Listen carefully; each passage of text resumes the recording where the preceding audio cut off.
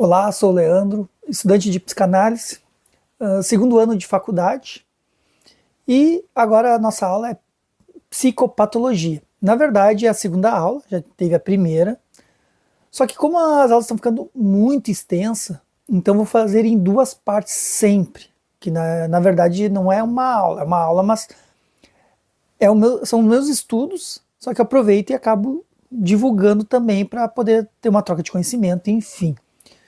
Então, até, inclusive, vocês podem deixar nos comentários aí qualquer dúvida ou questão que queiram trazer também para complementar a aula. Mas eu vou separar em duas partes. Então, como a aula é dividida em 5 temas e mais uma questão prática, então os 3 primeiros temas eu vou deixar na primeira parte da aula 2 e o tema 4 e 5 e mais a questão prática na segunda parte. Então vai ser dividido assim. Bom, então, na primeira aula a gente viu sobre alguns conceitos, algumas questões de psicopatologia, como, né, a questão da etiologia, enfim. Agora, como aqui está trazendo o texto, lembrando que não é uma coisa que eu preparo e trago o texto para vocês. Na verdade, o texto eu estudo junto. Então, eu também não li o texto, então eu leio junto com vocês. E ao mesmo tempo, vamos discutindo aí algumas questões da aula. E aqui o que fala na conversa inicial que dá um parâmetro da aula de hoje. Então o que nem fala aqui, ó, os principais conceitos em uma primeira avaliação do paciente psiquiátrico. Então o que vai se ver aqui é os principais conceitos. E aqui fala ainda, veremos como extrair o máximo de informações possíveis do paciente, sem que a entrevista aparente um bombardeio de perguntas, de modo a fazer com que o paciente se sinta confortável e acolhido para contar sua história de vida e suas queixas. Então, basicamente é isso, porque o que a gente está vendo na verdade? É a questão de verificar ou identificar a patologia do paciente, até para ter um direcionamento, digamos, mais correto ou dentro da normalidade possível, porque dependendo do sintoma ou a questão do paciente, tem que ter uma metodologia diferente. Então, pessoal, sejam bem-vindos aí e vamos para aula 2, primeira parte. E aí o tema 1 nos traz aqui a entrevista inicial completa. Então, o paciente chegou no consultório. Como é que se procede? E aí o que fala aqui? Ó? Inicialmente temos que ter em mente que a finalidade da entrevista não é somente sintetizar a hipótese diagnóstica em si, mas também o plano terapêutico a ser proposto e o prognóstico. Em jargão médico, diagnóstico é prognóstico. Então, na verdade, é aquilo, não é só a questão de criar a hipótese, mas também para saber que caminho percorrer. O plano terapêutico é o que eu vou fazer com esse paciente.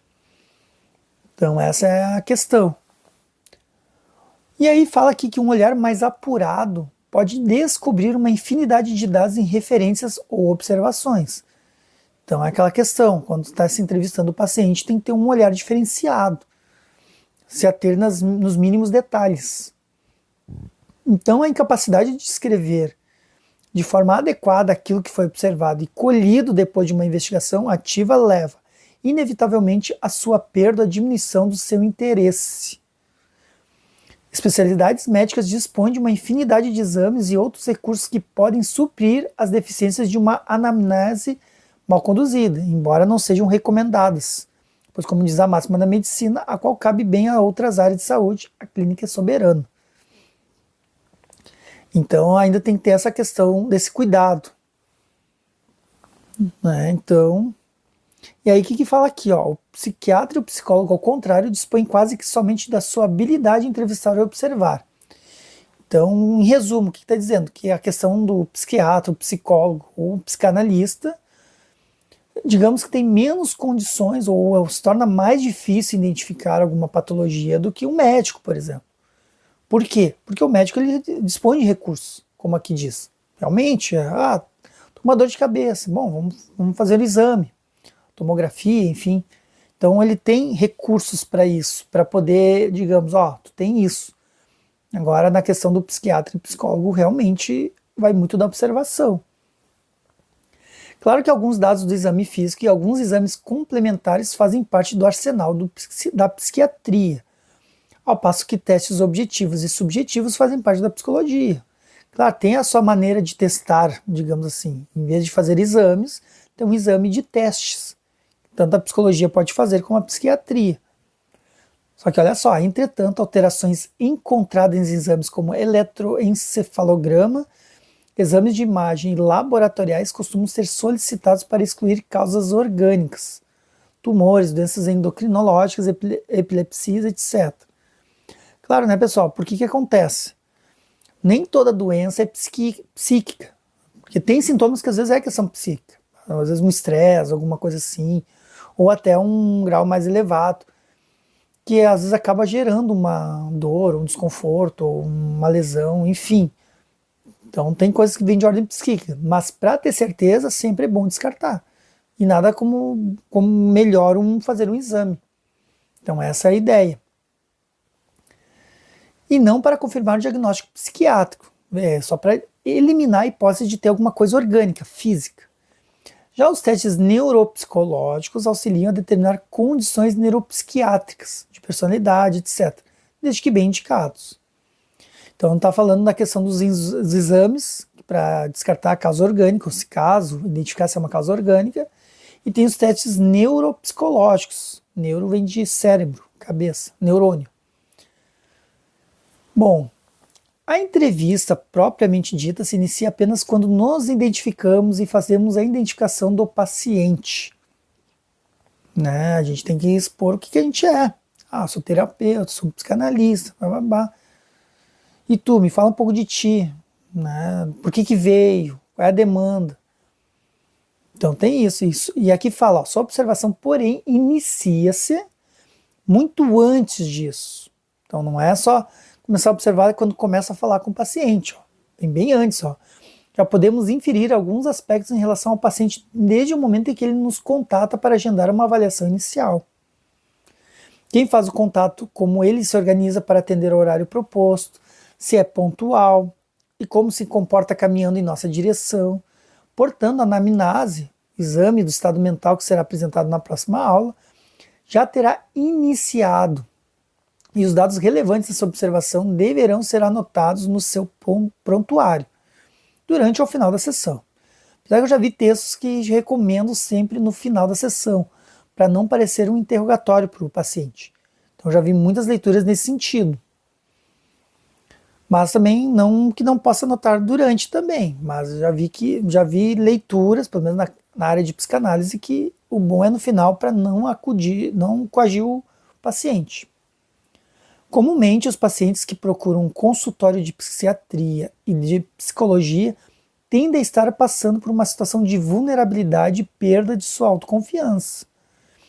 Isso por si só deve ser motivo para que procuremos ser sinceros e francos, inclusive em relação às nossas próprias limitações, deixando claro caso não estejamos aptos para atender um transtorno mental específico ou uma demanda específica, como questões familiares, da infância, adolescência, idosos, vulnerabilidade social ou casos ditos difíceis. Então a gente não é obrigado a acolher o paciente, que já passaram por vários profissionais ou de difícil resolução. Tipo, a gente não pode se encarar como heróis, por exemplo. Principalmente quando estamos em formação ou somos recém-formados. Por vezes é necessário uma autocrítica em prol do bem-estar do paciente que nos procura. Então, na verdade, se a gente encarar, para quem está começando tudo, é capaz de prejudicar mais ainda o paciente do que ajudar. Então, o produto redigido a partir de uma entrevista denomina-se anamnese. Então, digamos assim, a descrição do que a partir da entrevista ali, o que surgiu do paciente.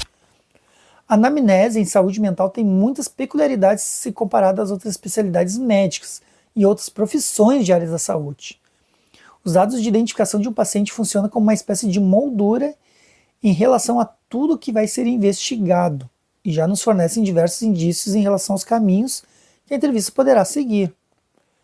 Então ali de cara já dá para ter uma ideia. O primeiro passo é se apresentar e identificar o paciente.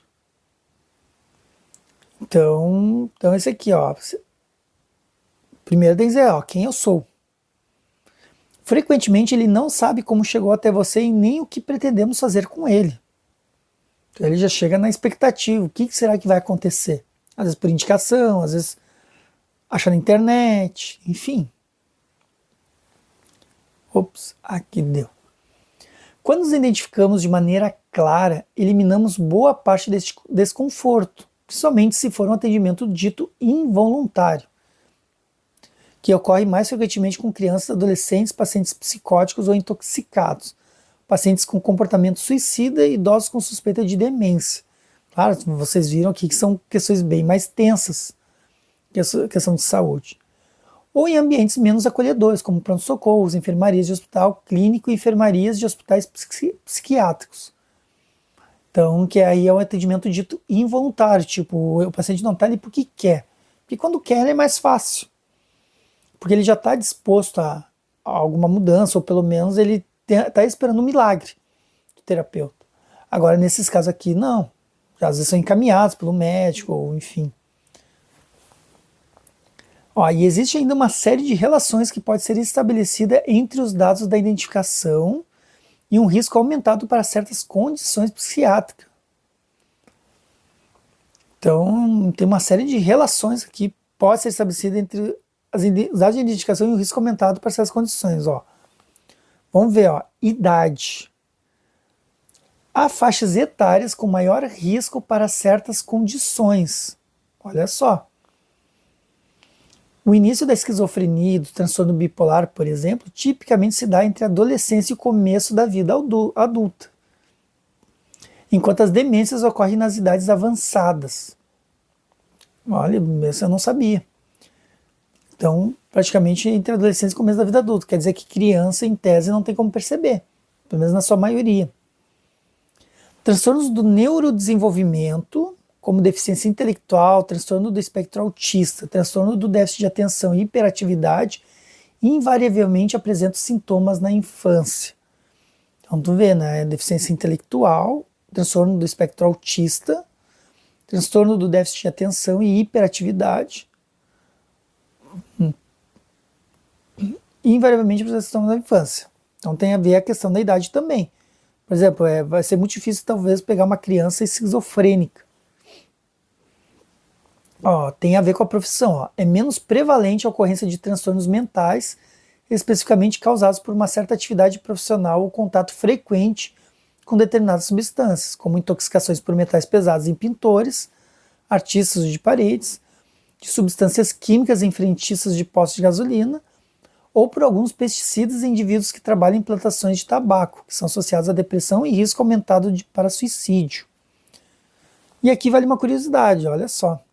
O famoso pintor holandês Vincent van Gogh, motivo de muitas discussões e especulações diagnósticas, até hoje não se sabe bem ao certo que condição mental grave ele apresentava, entre outros quadros, intoxicação por chumbo e solventes de tinta, diretamente relacionados ao seu ofício e às tentativas de suicídio por intoxicação exógena. Bah. Sem palavras. E aí, por outro lado, cada vez mais se estuda os efeitos exercidos por determinadas situações no trabalho, como a síndrome de burnout, que já é a moda, digamos assim.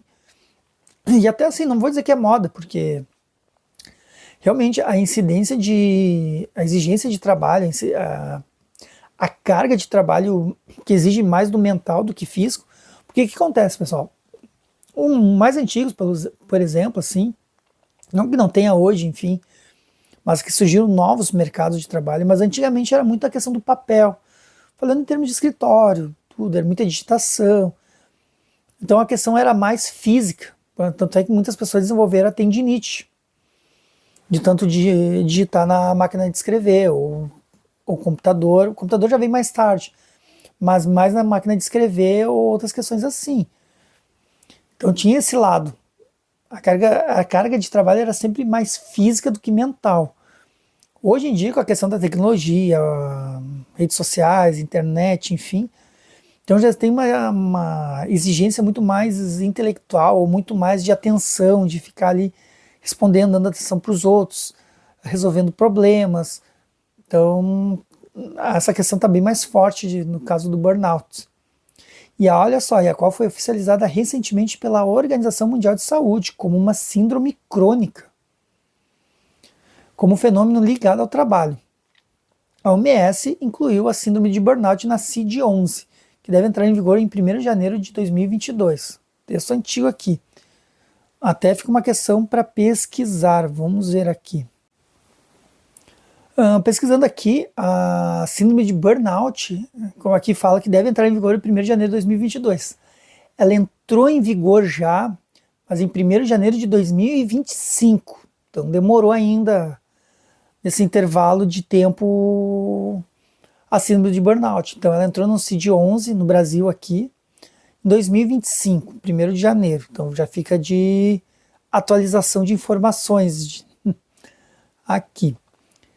E ela é caracterizada como uma síndrome ocupacional, que nem a tendinite, por exemplo, para quem não sabe, que é onde dá problemas tendinites, geralmente na mão, que o pessoal digitar, enfim, que pode acarretar sentimentos de exaustão e esgotamento de energia, apatia ou distanciamento emocional, sentimentos de negativismo relacionados ao próprio trabalho e prejuízo no rendimento laboral. Além de correlações clínicas, a profissão costuma ser uma das marcas principais da nossa individualidade.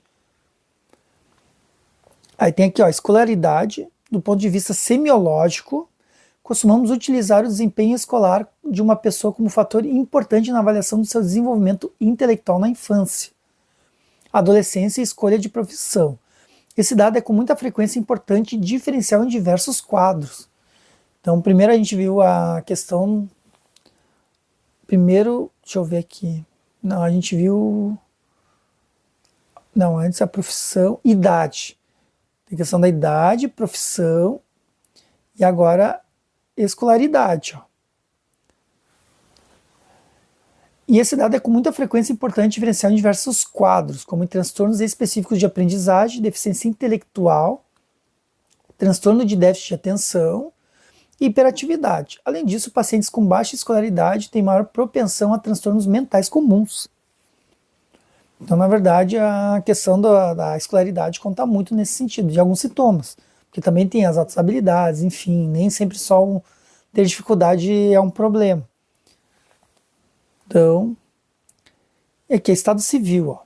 Este dado tem muita importância quando avaliamos fatores de risco para suicídio. É fato comprovado, a partir de diversas fontes, pelo menos entre os ocidentais, a elevação do risco de suicídio para aqueles que vivem sozinhos, como solteiros, divorciados, especialmente viúvos. Olha só, hein? Naturalidade e nacionalidade. As doenças mentais são as que melhor se distribuem do ponto de vista social, pois atingem todas as classes, raças, etnias e faixas etárias. Do ponto de vista sociocultural, a população imigrante apresenta maior vulnerabilidade para sintomas de ansiedade. Maior pessimismo em relação ao futuro, muitas vezes produzidos, agravados pela perda da rede social de apoio, claro, porque estão longe dos familiares, pelo distanciamento devido ao não conhecimento da língua e pelas mudanças no seu estatuto social. A ocorrência de transtornos mentais também pode ocorrer em famílias ou indivíduos que mudam de cidade ou região do país. E vale ressaltar em nosso contexto atual a questão dos refugiados, os migrantes involuntários, que apresentam risco aumentado para quadros de ansiedade. Olha só. De manifestações depressivas, de sintomas hipocondríacos, sintomas de transtorno de estresse pós-traumático e um aumento no consumo de álcool e substâncias ilícitas, acompanhadas ou não de comportamentos agressivos. Aí vai de cada um. E aí fala que o ano de 2019 foi o maior em número de solicitações de reconhecimento de condição de refugiado no Brasil, sendo mais frequente pedidos de venezuelanos, haitianos e cubanos. Claro que agora deu um pouco uma diminuída assim nos dias de hoje, mas ainda tem. Até porque o Brasil sempre foi tranquilo para receber pessoas de fora, né? E aí também a religião, Imaginei. Esse dado pode nos ajudar a avaliar melhor certas crenças compartilhadas por certos grupos e com isso reduzir a chance de cometer juízos de valor. O fato de seguir uma religião é fator protetivo frente ao suicídio, de um modo geral. Pessoas com maior envolvimento religioso, sem levar em consideração a filiação religiosa, possuem menores chances de desenvolver o comportamento suicida. Claro, porque eles têm a quem recorrer. Então, na verdade, é isso.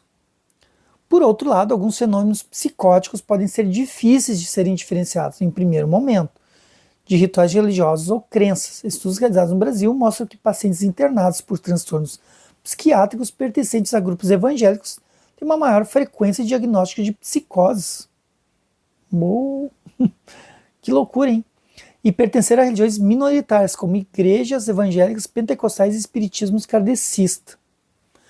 Pode associar-se a pior saúde mental e qualidade de vida, o que possivelmente seria reflexo de um processo social de busca de novos agrupamentos religiosos por pessoas em situações de sofrimento. Aí tem várias pessoas em sofrimento e acaba induzindo. Ao menos durante estágios no início de sua vida profissional, tente se disciplinar na aplicação de um roteiro semi-estruturado de entrevista. Boa sugestão, fazer isso mesmo, porque não é fácil. Para que no futuro, com maior experiência e gestão de tempo de sessão, você possa realizá-la de forma mais livre.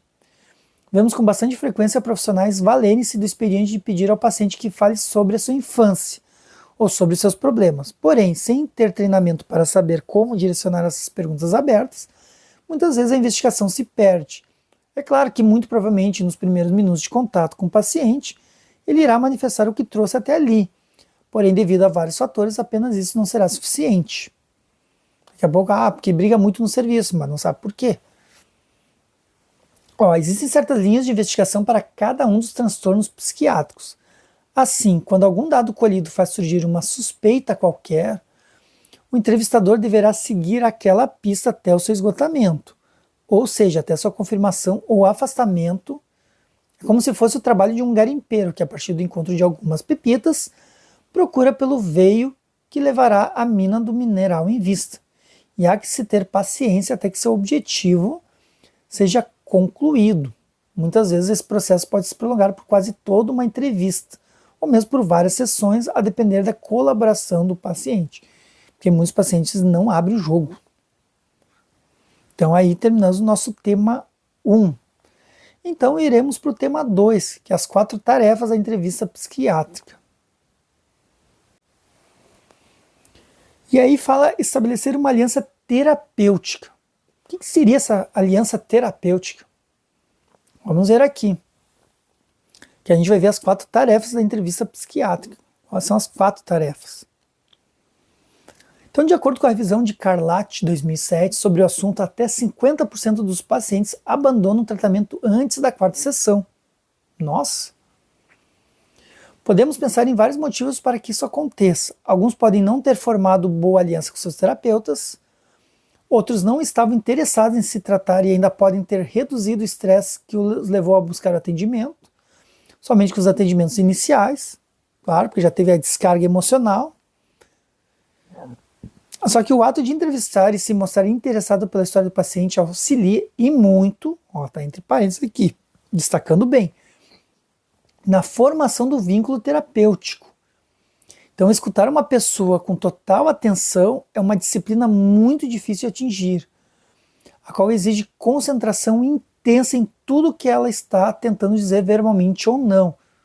Por que verbalmente ou não? Porque também a própria postura da pessoa a gente tem que estar atento, não é só a fala. Além do respeito a ela. É muito mais fácil concentrar o foco no que está sendo dito do que no que está por trás.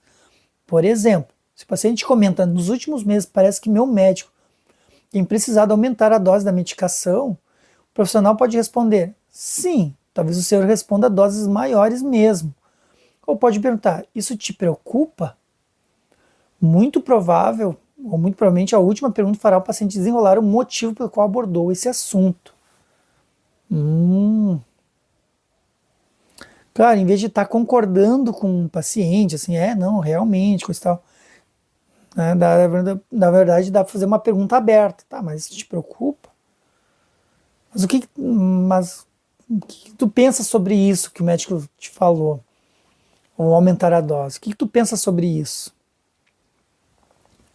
Então, transpondo da literatura médica, existem estudos mostrando que o médico interrompe o paciente em média a cada 18 segundos. É que o médico ele quer resolver o problema. Essa é a realidade. É diferente o foco. Ó, sendo a consulta dominada por perguntas do profissional e assim as necessidades do paciente podem ser ignoradas ou deixadas de lado. Claro. Um dos erros mais comuns na prática clínica é fazer uma pergunta e já respondê-la sem dar a chance de o paciente se manifestar. Tipo aqui, ó, então, como está seu apetite? Tem se alimentado bem? Aí o Michael Balint, médico psicanalista e grande estudioso da relação médico-paciente, afirmava que se você fizer somente perguntas, irá receber somente respostas e nada mais. Portanto, saber equilibrar perguntas abertas e fechadas é essencial na boa condução de uma anamnese, que a anamnese seria uma investigação. Então, a primeira parte que a gente viu aqui, vamos ver aqui, estabelecer uma aliança terapêutica. Então, tem que estabelecer uma aliança com o paciente. Esse é o primeiro ponto. E aí, o segundo ponto, coletar dados de sinais e sintomas diretos. Talvez seja o mais claro, assim, os sintomas, os dados mais claros. Vamos ver. A coleta da história psiquiátrica, dos dados relevantes ao longo da vida do indivíduo até chegar na história atual, que veremos adiante, inclui histórico familiar, doenças clínicas, hábitos de vida, ciclo social e familiar. A obtenção de um histórico prévio, detalhado, permite comparar o curso do quadro do paciente com estudos de psicopatologia e classificações diagnósticas atuais. Então, na verdade, se tiver um histórico prévio dele, coletar sinais e sintomas diretos, aumenta a chance de uma avaliação correta e tratamento bem indicado. Então, coletar dados, sinais e sintomas diretos é muito importante também. E aí o terceiro, primeiro a aliança, o segundo identificar dados e a terceira a entrevista, a própria entrevista. A habilidade de entrevistar um paciente sem parecer mero preenchimento de um checklist de sinais e sintomas é uma das tarefas mais importantes e essenciais. E você aperfeiçoará durante toda a sua vida profissional. Então, na verdade, a prática leva à perfeição, como se diz. A entrevista é um processo ativo de sondagem, no qual são feitas perguntas específicas em momentos oportunos de processo, usando habilidades de transição e otimizando o tempo disponível. Um exemplo de pergunta de transição, a qual auxilia no direcionamento da entrevista, em uma hipótese de transtorno de personalidade. Anteriormente, você mencionou que seu marido a deixou anos atrás. Como você costuma lidar com situações de rejeição? Eu não sei, eu fico pensando, dá um medo assim de... Agora um parênteses na questão da clínica, porque... Imagina, assim, eu vejo as perguntas, eu fico pensando, será que eu vou ter capacidade de chegar nesse nível, de perguntar, por exemplo, que nem, como é que você lida com situações de rejeição? Pô, se me pergunta pra mim, assim, eu fico, e agora? mas quem sabe, né? Acho que estudando vai. Tem que ir, né, pessoal? Acho que a gente estuda para isso. Mas que dá um frio na barriga, não, que dá. Se vocês também têm um frio na barriga aí, às vezes alguma profissão que vocês estão aprendendo, alguma coisa assim, ou a própria estão procurando esse conteúdo, coloque aí nos comentários para ver o que vocês sentem aí. Que olha, eu sinto frio na barriga, vou ser bem sincero. E o último, propor o plano terapêutico. Claro, primeiro tem aliança com o paciente. Segundo, obter dados. Terceiro, a entrevista. E o 4, claro, depois de todo esse conjunto, propor o plano terapêutico. Tipo, como é que tu vai conduzir o paciente para cura, digamos assim. Vamos ver o que o texto nos traz, ó. Esse tópico propõe-se a discutir maneiras de negociar o tratamento e garantir a adesão do paciente ao plano proposto. Se o sujeito não compreender suas orientações e seu embasamento para uma formulação diagnóstica, muito provavelmente sua entrevista terá sido em vão. Aí aqui falaremos adiante do papel importante da psicoeducação. Então, nem aqui, ó, então ele propõe discutir maneiras de negociar o tratamento e garantir a adesão do paciente. Então vai ser colocado para o paciente ali, né? Então essa é a questão. Bom, pessoal, ali pelo tempo rolado ali, até eu falei no início que seriam os 3 primeiros temas, depois os 2, mas eu acho que eu vou fazer diferente. Então, mais ou menos como as aulas dão em torno de 1 hora, e ali já está fechando meia hora de aula, então eu vou encerrar por aqui, e aí nos vemos na próxima aula, na parte 2 da aula 2 de psicopatologia. Então, pessoal, até mais!